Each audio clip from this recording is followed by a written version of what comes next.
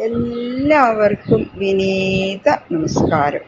ശ്രീമദ് ഭാഗവതം നവമസ്കന്ധം അധ്യായം 2 ശ്ലോകം 21, 22, 23, 24, 25, 26, 27 7 ശ്ലോകങ്ങൾ ഇന്ന് നമുക്ക് നോക്കാം.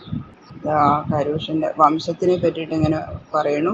ശുക്ലാംബരധരം വിഷ്ണു ശശിവർണം ചതുർഭുജം പ്രസന്നവദനം ധ്യായേത് സർവവിഘ്നോപശാന്തയേ ഗുരവേ സർവലോകാനാം വിഷജേ ഭവരോഗിണാം നിധയേ സർവവിദ്യാനാം ദക്ഷിണാമൂർത്തയേ നമഃ.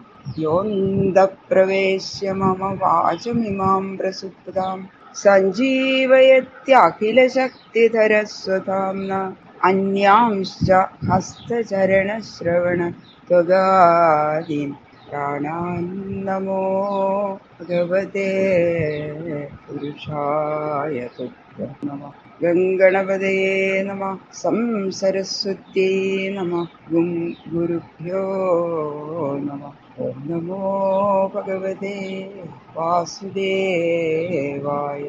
ഓം നമോ ഭഗവതേ വാസുദേവായ.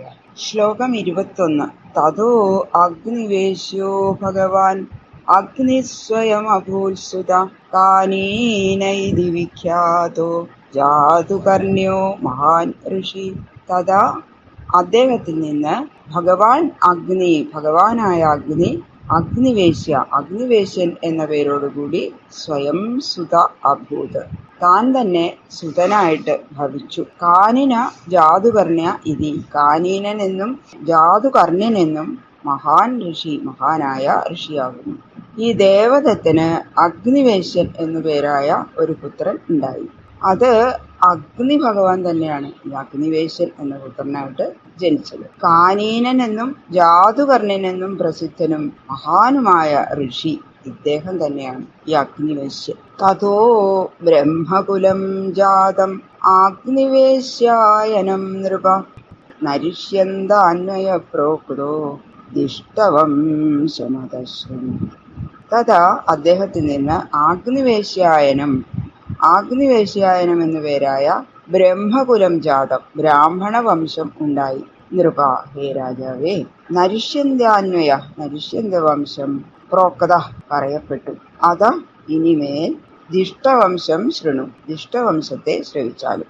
ആഗ്നിവേശ്യനിൽ നിന്ന് ആഗ്നിവേശ്യായനം എന്ന പേരോടുകൂടിയ ബ്രാഹ്മണ വംശം ഉണ്ടായി. ഹേ രാജാവേ, നരിഷ്യന്ത വംശം അങ്ങയോട് പറയപ്പെട്ടു കഴിഞ്ഞു. ആ വംശത്തിനെ പറ്റി മുഴുവൻ പറഞ്ഞു കഴിഞ്ഞു. ഇനി ദിഷ്ടവംശത്തെ പറ്റി പറയാം, കേട്ടോളൂ. നാഭാഗോ ദിഷ്ടപുത്രോന്യ കർമ്മണാ വൈശ്യതാം ഗത ഫലന്തന സുതസ്തസ്യ വത്സപ്രീതിർ ഫലന്തനാ.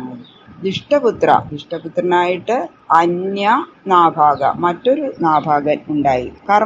കർമ്മത്താൽ വൈശ്യതാംഗത, വൈശ്യതയെ ഗതനായി. തസ്യ സുത, അവന്റെ സുതൻ. ഫലന്തനിൽ നിന്ന് വത്സപ്രീതി ഉണ്ടായി. ദിഷ്ടപുത്രനായിട്ട് നാഭാഗൻ എന്ന ഒരുവൻ ഉണ്ടായി. ഈ നാഭാഗൻ ഇനി പറയാൻ പോണ നാഭാഗനല്ല. അംബരീഷ മഹാരാജാവിന്റെ ഇത് പറഞ്ഞല്ലോ വംശത്തിൽ, ആ നാഭാഗനല്ല ഇത്. വേറൊരു നാഭാഗൻ. കൃഷി, ഗോരക്ഷ മുതലായ പ്രവൃത്തികൾ നിമിത്തം ഈ നാഭാഗൻ വൈശ്യനായിട്ട് ഭവിച്ചു. അതാണ്. അപ്പൊ ഈ ജന്മം കൊണ്ടല്ല ഓരോരുത്തര് ഇത് വൈശ്യൻ, ശൂദ്രൻ, ബ്രാഹ്മണൻ ഇതാവണത്, കർമ്മം കൊണ്ടാണ്. അതാണ്. അദ്ദേഹം കൃഷി, ഗോരക്ഷ ഇതൊക്കെയാണ് ചെയ്തത്. അപ്പൊ അദ്ദേഹം വൈശ്യനായിട്ട് ഭവിച്ചു. അപ്പൊ നാഭാഗന്റെ പുത്രൻ ഫലന്തന്, അദ്ദേഹത്തിന്റെ പുത്രൻ വത്സപ്രീതി. അപ്പൊ അതാണ് പറയണ. പ്രവൃത്തിഭേദം, ജാതിഭേദ കാരണം എന്നിവിടെ സ്പഷ്ടമാക്കി പറഞ്ഞിട്ടുണ്ട്. വത്സപ്രീതേ സുതപ്രാംശു തൽസുതം പ്രമതിം വിദു ഖനിത്ര പ്രമദേസ്തസ്മാൽ ചാക്ഷുഷോധ വിവിംശതി. വത്സപ്രീതേ സുത, വത്സപ്രീതിയുടെ പുത്രൻ. പ്രാംശു, തൽസുതം അദ്ദേഹത്തിന്റെ പുത്രനെ പ്രമതിം വിദു, പ്രമതി എന്ന് അറിയുന്നു. പ്രമദേ ഖനിത്ര, പ്രമതിയിൽ നിന്ന് ഖനിത്രൻ. തസ്മാത് അദ്ദേഹത്തിൽ നിന്ന് ചാക്ഷുഷ ചാക്ഷുഷൻ, അഥ വിവിംശതി പിന്നെ വിവിംശതി. വത്സപ്രീതിയുടെ പുത്രൻ പ്രാംശു, അദ്ദേഹത്തിന്റെ പുത്രൻ പ്രമതി, പ്രമതിയുടെ പുത്രൻ ഖനിത്രൻ, അദ്ദേഹത്തിന്റെ പുത്രൻ ചാക്ഷുഷൻ, അദ്ദേഹത്തിന്റെ പുത്രൻ വിവിംശതി. വിവിംശതി സുതോരംഭ ഖനിനേത്രോസ്യ ധാർമ്മിക കരന്ധമോ മഹാരാജ തസ്യാസീത് ആത്മജോ നൃപ. വിവിംശതിയുടെ പുത്രൻ രംഭൻ, രംഭന്റെ പുത്രൻ ധർമ്മനിഷ്ഠനായ ഖനിനേത്രൻ. ഹേ രാജൻ, ഖനിനേത്രപുത്രൻ കരന്ധമൻ എന്ന മഹാരാജാവ്. തസ്യാവീക്ഷിത് സുതോയസ്യ മരുത്തശ്ചക്രവർത്യഭൂത് സംവർത്തോ യാജയല്യം വൈ മഹായോഗ്യ അങ്കിരസുത. അദ്ദേഹത്തിന്റെ പുത്രൻ ആവീക്ഷിത്ത്, ആവീക്ഷിത്തിന്റെ പുത്രൻ മരുത്തൻ. ഈ മരുത്തൻ ചക്രവർത്തിയായിട്ട് ഭവിച്ചു. അപ്പൊ അങ്കിരസിന്റെ പുത്രനും മഹായോഗിയുമായ സംവർത്തൻ ഒരു മരുത്തനെ യജിപ്പിച്ചു എന്ന് പ്രസിദ്ധമാണത്, യാഗം ചെയ്യിപ്പിച്ചതായിട്ട്. ആ മരുത്തൻ ഇദ്ദേഹമാണ് എന്ന് പറയുന്നു. മരുത്തസ്യ യഥാ യജ്ഞോ ന തഥാന്യസ്യ കശ്ചന സർവം ഹിരണ്മയം ത്വാസീത് യത്കിഞ്ചിച്ചാസ്യ ശോഭനം. മരുത്തസ്യ മരുത്തന്റെ യജ്ഞ യഥാ യജ്ഞം യാതൊരുവിധം ആയിരുന്നുവോ, തഥാ അപ്രകാരം, അന്യസ്യ അന്യന്റെ, കശ്ചന ന ഒരു യജ്ഞമില്ല, അസ്യ അദ്ദേഹത്തിന്റെ, യത് കിഞ്ചിൽ യാതൊരു ഉപകരണമോ, തത് സർവം അതു സർവവും, ശോഭനം മംഗളകരമായ, ഹിരൺമയം ആസി സ്വർണമയമായിരുന്നു. ചക്രവർത്തിയായ ഈ മരുത്തന്റെ യജ്ഞം പോലെ അതുപോലെ ഇത്രയും കേമായിട്ടുള്ള ഒരു യജ്ഞവും അത്ര ശ്രേഷ്ഠമായിട്ട് പിന്നെ ഉണ്ടായിട്ടില്ല എന്നാ പറഞ്ഞു.